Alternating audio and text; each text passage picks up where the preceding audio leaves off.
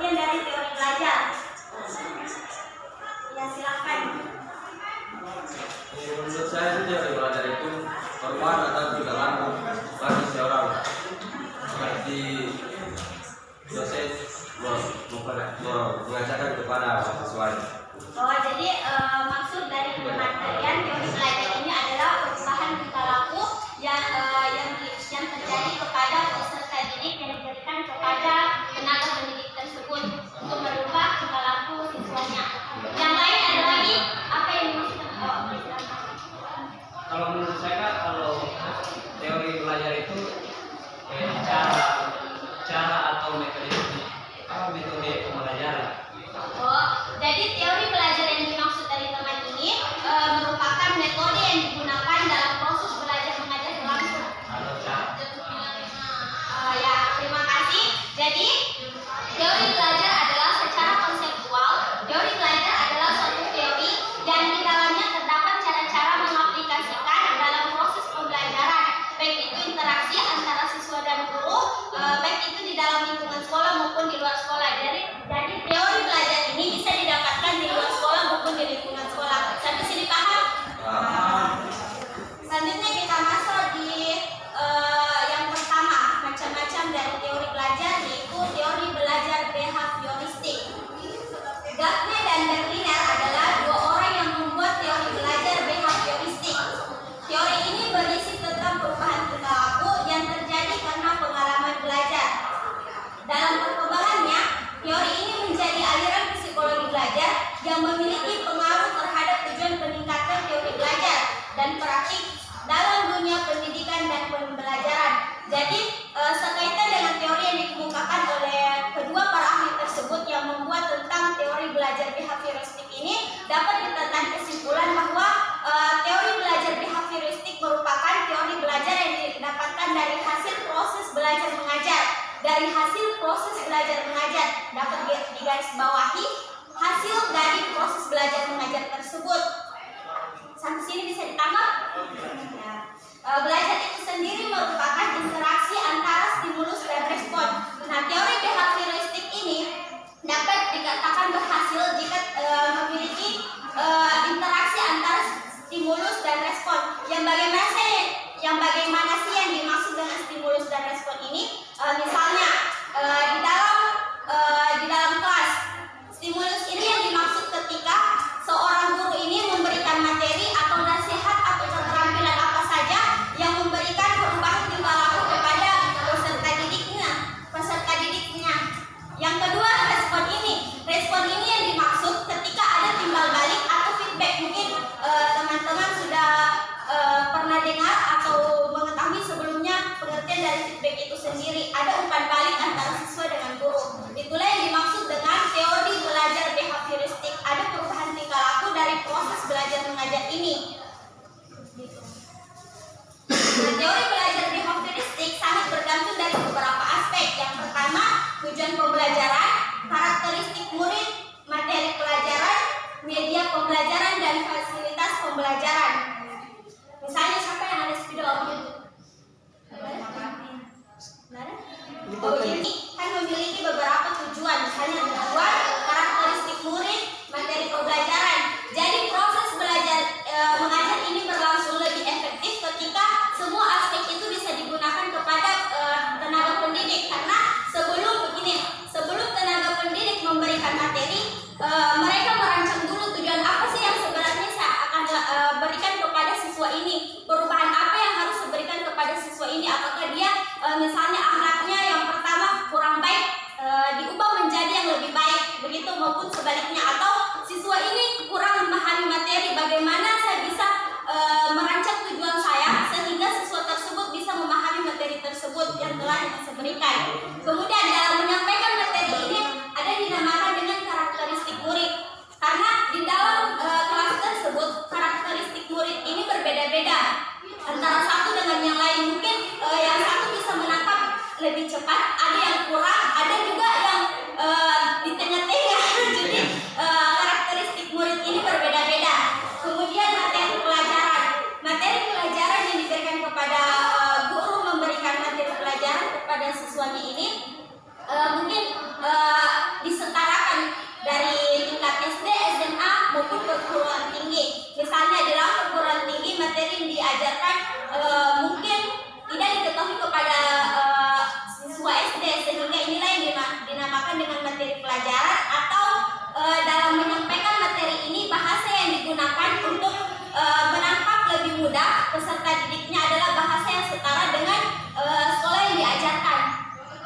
Kemudian media pembelajaran. Media pembelajaran ini juga memiliki keterkaitan antara pada saat membawakan materi pelajaran. Mungkin sekarang teman-teman berpikir kita tidak tahu yang bagaimana sih sebenarnya teori belajar behavioristik ini, tapi kita sering merasakan secara tidak langsung. Tapi yang lebih mengetahui ini adalah seorang tenaga pendidik, bagaimana cara memberikan perubahan itu kepada peserta didiknya. Kemudian fasilitas pembelajaran. Fasilitas pembelajaran ini juga sangat menunjang bagaimana proses belajar mengajar berlangsung. Sampai di sini paham? Ada yang mau ditanyakan sebelum lanjut ke materi selanjutnya?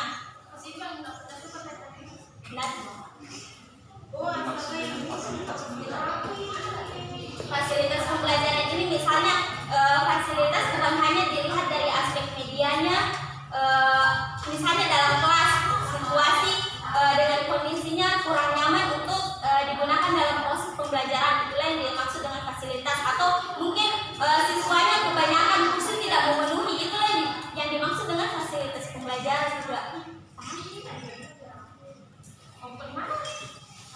Selanjutnya di dalam teori belajar behavioristik ini ada beberapa hal yang perlu diperhatikan dalam menerapkan teori behavioristik dalam proses belajar mengajar.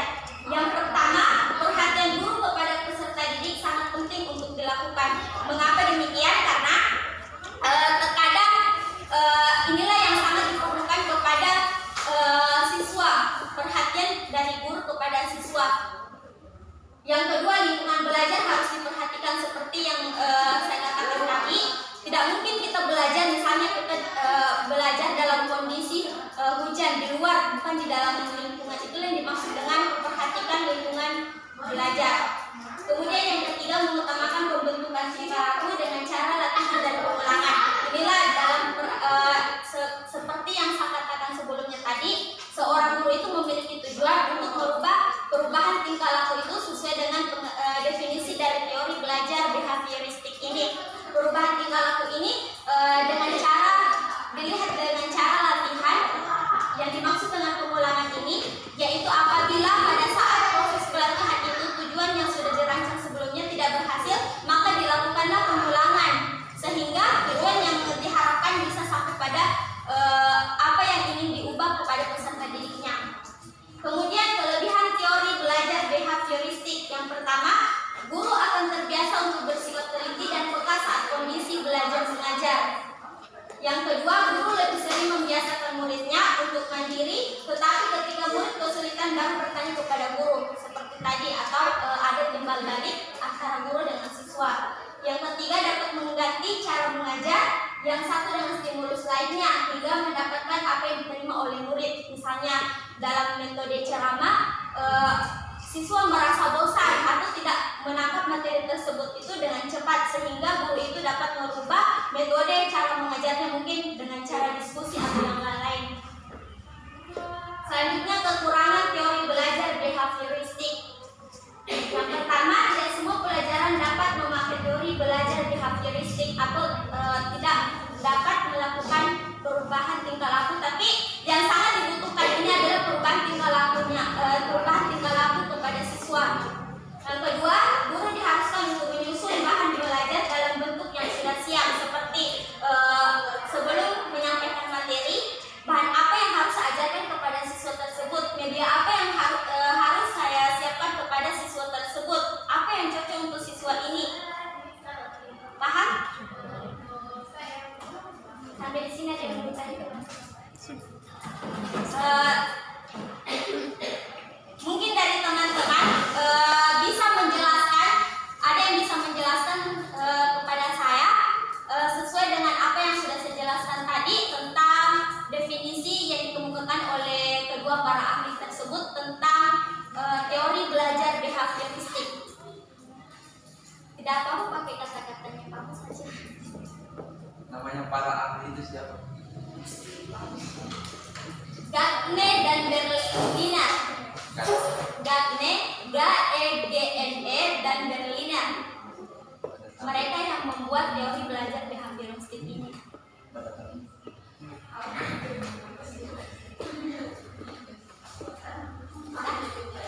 Susah juga kalau mau jelaskan ulang kalau materi terlalu cepat dijelaskan. Tapi kan tadi sudah aku ulang lagi. Iya, semuanya diulang. Tidak kan tadi ada jeda sebenarnya saya jeda sampai sini paham. Ada yang mau ditanyakan, tapi tidak ada yang bertanya jadi saya lanjut lagi. Saya rasa penjelasan tadi sudah cukup pas karena sesuai dengan yang saya pelajari. Jadi kita lanjut ke teori belajar yang kedua, yaitu teori belajar kognitif. Nah, teori belajar kognitif ini berbeda dengan behavioristik. Agak sama sih, cuman perbedaannya kognitif ini bisa didapatkan dari hasil belajar kan, dari hasil proses pembelajaran, bukan hasil belajar kan. Teori belajar behavioristik ini tadi perubahan tingkah laku dari hasil proses pembelajaran. Kalau teori belajar kognitif ini adalah teori yang didapatkan pada saat proses belajar mengajar berlangsung seperti sekarang. Bisa didapatkan pada saat proses belajar mengajar. Paham? Karena jika saya jelaskan sesuai dengan apa yang saya dapatkan referensi dari ini, dalam teori kognitif yaitu proses perseptual atau bisa dikatakan seperti perilaku seseorang dapat ditentukan oleh persepsi. Mungkin saya rasa teman-teman juga tidak bisa mengimbangi dengan pengertian itu. Jadi saya garis bawahi saja bahwa teori belajar kognitif ini adalah teori belajar yang dihasilkan dari proses belajar pada saat berlangsung. Proses belajar berlangsung kan teori behavioristik ini didapatkan dari perubahan tingkah laku setelah hasil yang didapatkan dari proses belajar. Ini pada saat proses belajarnya kalau kognitif. Kemudian ada beberapa hal yang perlu diperhatikan saat menerapkan teori kognitif dalam proses belajar mengajar. Yang pertama, pembuatan materi pembelajaran harus disusun dengan pola atau logika sederhana dan kompleks. Begini maksudnya, pembuatan materi pelajaran harus disusun dengan pola atau logika sederhana. Harus menyimbangi antara peserta didik yang mana yang harus diberikan materi untuk menangkap lebih mudah materi tersebut. Paham? Paham? Akan mengumpulkan. Saya ulang ya. Ada beberapa hal yang perlu diperhatikan saat menerapkan teori kognitif dalam proses belajar mengajar. Yang pertama, pembuatan materi pelajaran harus disusun dengan pola. Misalnya dalam pembelajaran SD kita harus menggunakan media. Misalnya dalam video ini, misalnya dalam materi bahasa Indonesia, dalam pelajaran bahasa Indonesia tentang cerpen atau cerita pendek, untuk menentukan latar, tema, alur, tokoh dan nasihat dan lain-lain, seorang guru memberikan materi dengan menggunakan media, misalnya media infocus. Guru ini memutar video tersebut, dia putar video tersebut, dia perlihatkan kepada siswanya. Itu yang disebut dengan materi, menyimbangi antara seorang peserta didik yang mana yang cocok untuk materi ini. Paham? Tidak mungkin perguruan tinggi diperlihatkan lagi sesuai dengan ini. Saya rasa hanya mendengar audio saja seorang mahasiswa bisa menentukan yang mana sih sebenarnya, misalnya tema, latar, apa yang dimaksud. Paham? Sudah paham aku?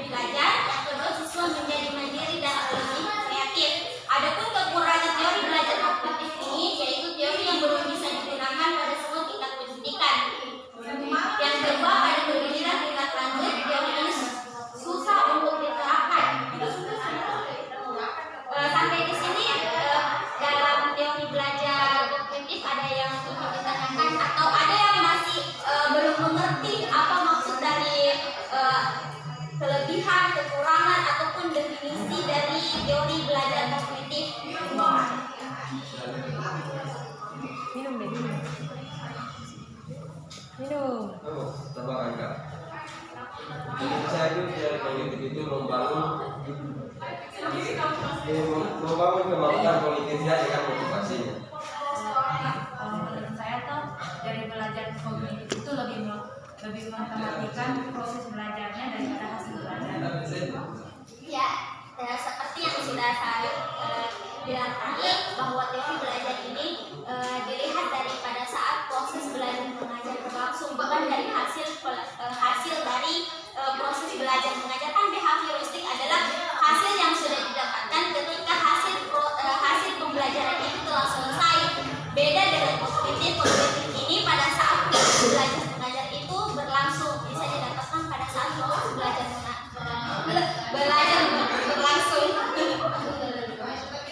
Sudah, yang lain paham? Ada atau ada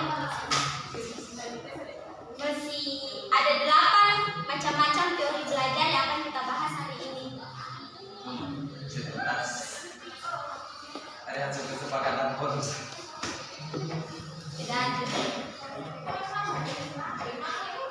Jadi kita lanjut yang ketiga, yaitu teori belajar konstruktivisme.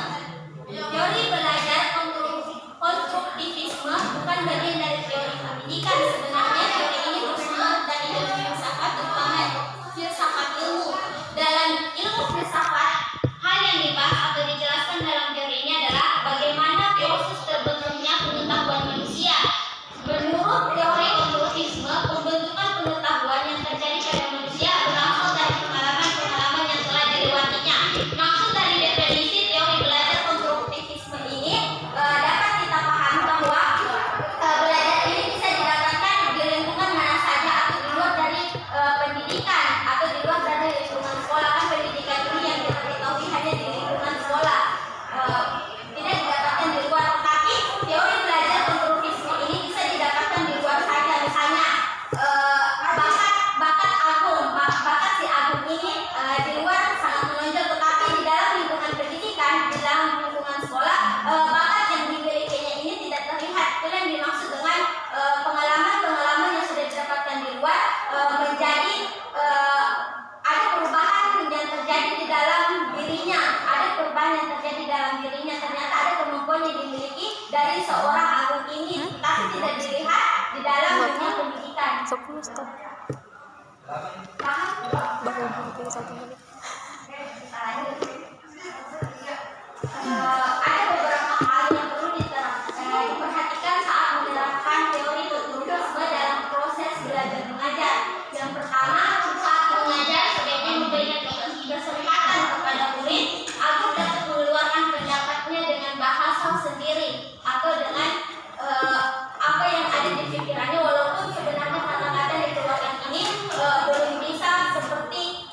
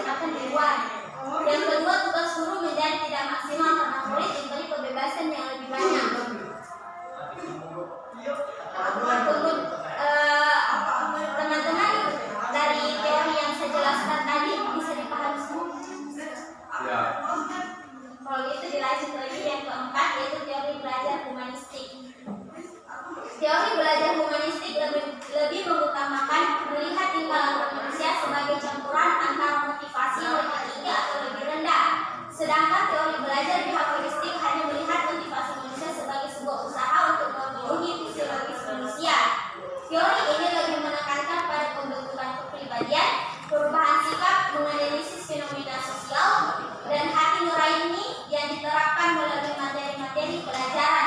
Jadi yang digarisbawahi yang paling ingat dari teori belajar humanistik ini adalah kepribadian, perubahan sikap, menganalisis fenomena sosial atau dapat menyelesaikan masalah baik itu di luar maupun di lingkungan sekolah. Beberapa hal yang perlu diperhatikan saat menerapkan teori humanistik. Tunggu dulu, dalam teori belajar humanistik ini, seorang guru ini hanya menjadi fasilitator, hanya dapat memberikan mengawasi peserta didiknya. Peserta didik inilah yang mencari ilmu di luar atau seperti kurikulum sekarang, kurikulum belajar. Guru ini hanya menjadi fasilitator dan selebihnya siswa yang mencari ilmu di luar. Yang selanjutnya, hal-hal yang perlu diperhatikan dalam menerapkan teori humanistik. Kenapa dari tadi atau teori yang sebelumnya saya ajarkan tentang teori-teori behavioristik, kognitif, humanistik, kontributisme.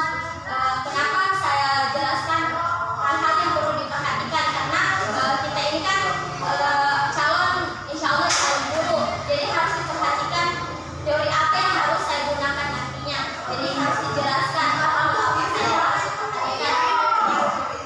Yang pertama, guru berusaha untuk menyusun dan mempersiapkan materi-materi pembelajaran lebih banyak agar tujuan belajar dan mengajar tercapai.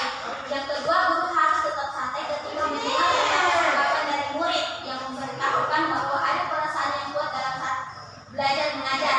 Karena kan dia menjadi fasilitator, dia harus menerima keluhan dari peserta didiknya, ilmu yang didapatkan dari luar. Ketika diberikan pertanyaan kepada tenaga pendidik ini atau kepada guru ini.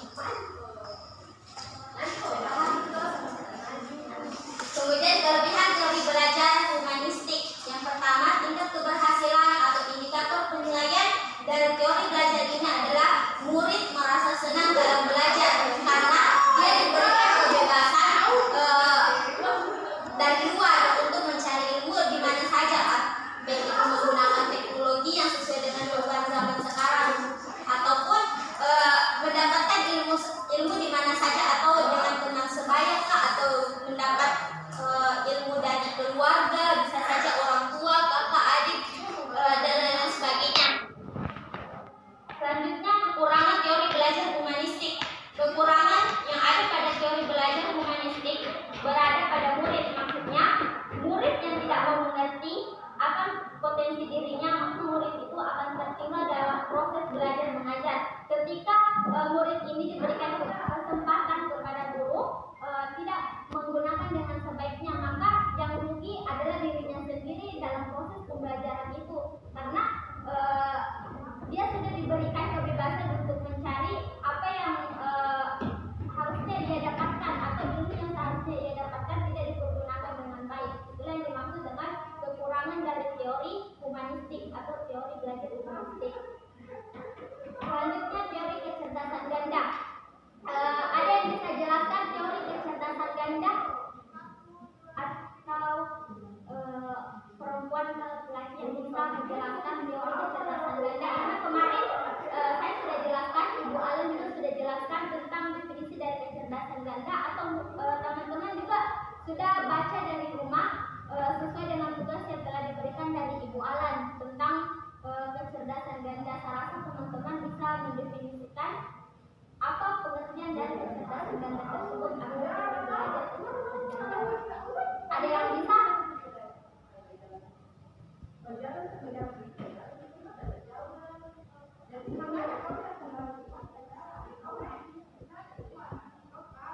definisikan kecerdasan ganda. Teori kecerdasan ganda merupakan konsep baru yang muncul sebagai prinsip dasar. Kecerdasan manusia hanya pada kemampuan kuantitatif dan kualitatif dan apa saja. Contohnya itu seperti ini. Di dalam kelas itu kita dikasih materi sama-sama, ya, dikasih materi sama-sama, baru gurunya bertanya, tapi di situ hanya cuma salah salah satu yang bisa menjawab, padahal semua ditanya tapi cuma satu yang bisa menjawab. Itu namanya kecerdasan ganda. Dia mempunyai kecerdasan lebih dari teman-temannya yang lain. Yang lain ada bisa memberikan pendapatnya tentang definisi dari teori kecerdasan ganda. Bisa sedikit menambahkan. Ya, silakan. Yang dimaksud dengan teori kecerdasan ganda adalah yang dimana ketika teman kita yang tidak bisa menjawab, tapi misalnya contoh teman-teman saya tidak bisa menjawab, tapi saya selalu menjawab pertanyaan tersebut. Itulah yang dimaksud dengan kecerdasan ganda. Karena apa yang tidak diketahui oleh teman saya mengetahuinya. Seperti itu. Ya, terima kasih semua jawaban dari teman-teman tentang kecerdasan ganda itu betul. Jadi kecerdasan ganda ini bisa didefinisikan adalah tentang seseorang siswa yang dapat memecahkan masalah atau siswa ini yang lebih menonjol dibanding dengan teman yang lain. Dia yang sering menjawab ketika seorang tenaga pendidik ini memberikan pelatihan kepada peserta didiknya. Siswa inilah yang paling menonjol di dalam kelas. Dia yang sering memecahkan masalah, dia yang sering menjawab pertanyaan yang telah diberikan kepada guru. Itulah yang disebut dengan kecerdasan ganda. Di sini juga kelas teman-teman ada yang bisa dikatakan dengan kecerdasan ganda. Mungkin aku bisa dibilang atau teman-teman yang lain bisa dikatakan sebagai kecerdasan ganda.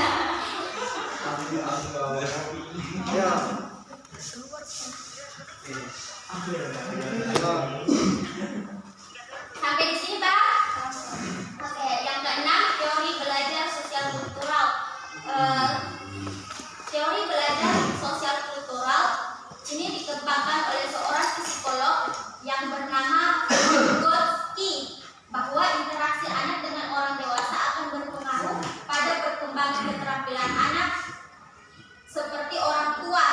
Misalnya seperti orang tua yang mengajarkan anaknya di lingkungan sosial yang belum didapatkan di dalam lingkungan belajar. Mungkin dalam lingkungan sekolah guru ini hanya membelajarkan memakai hitungan menggunakan media yang sudah diperjualbelikan secara langsung, yang siap pakai maksudnya. Nah, ketika di dalam lingkungan masyarakat atau orang tua ini yang mengajarkan tentang angka menggunakan hasil dari misalnya menggunakan lidi, misalnya orang tua menggunakan lidi. Nah, teori belajar sosial kultural ini dikatakan proses belajar mengajar berlangsung antara orang dewasa dengan anak-anak. Ada pendamping antara seorang anak dengan orang dewasa. Itu yang dimaksud dengan teori belajar sosial kultural, atau memanfaatkan pemikiran menggunakan kreativitas atau fasilitas yang ada yang bisa digunakan dalam proses pembelajaran, gitu. Paham kan? Atau ada bisa lagi yang bisa memberikan contoh lain yang bagaimana sih yang dimaksud dengan teori belajar sosial kultural? Mungkin yang dijelaskan dari tadi ini mungkin saya sudah paham. Nah, contoh lain yang bisa berikan kepada saya tentang teori belajar sosial kultural. Teori belajar ini yang lebih berperan itu anak didik untuk menjadi berkreasi, bagaimana dia melakukan proses belajar ini dengan menggunakan cara lain.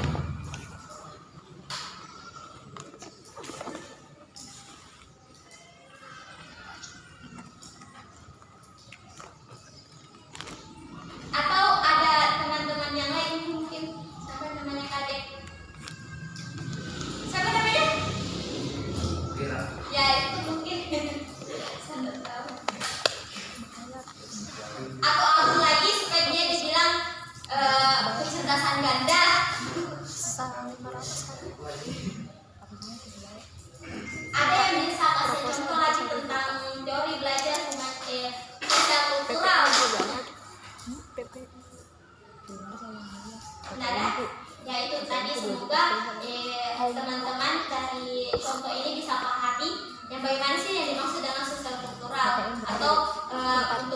lebih luas bisa mencari referensi lain ketika di luar dari ini dan kelas. Selanjutnya yang ketujuh yaitu teori sibernetik, yaitu suatu proses belajar yang ideal untuk segala situasi yang cocok untuk semua siswa dengan menggunakan teknologi yang ada dalam pengolahan informasi.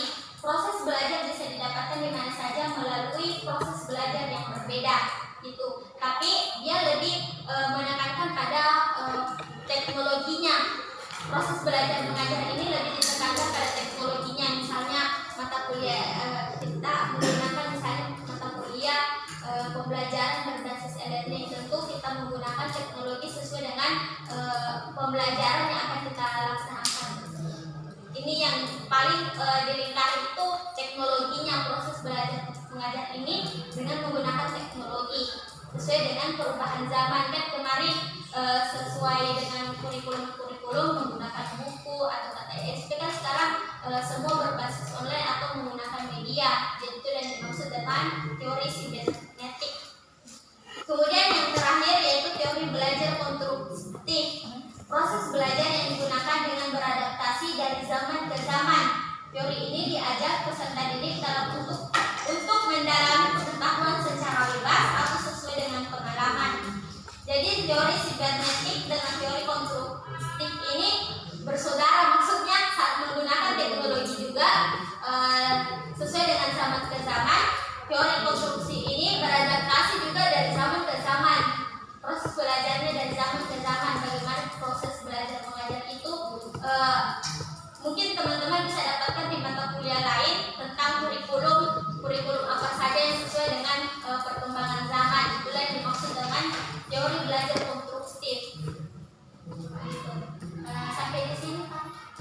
Atau ada yang ingin ditanyakan dari teori belajar yang 8 tadi, teori dari belajar behavioristik, kognitif, konstruktivisme, humanistik, sibernetik.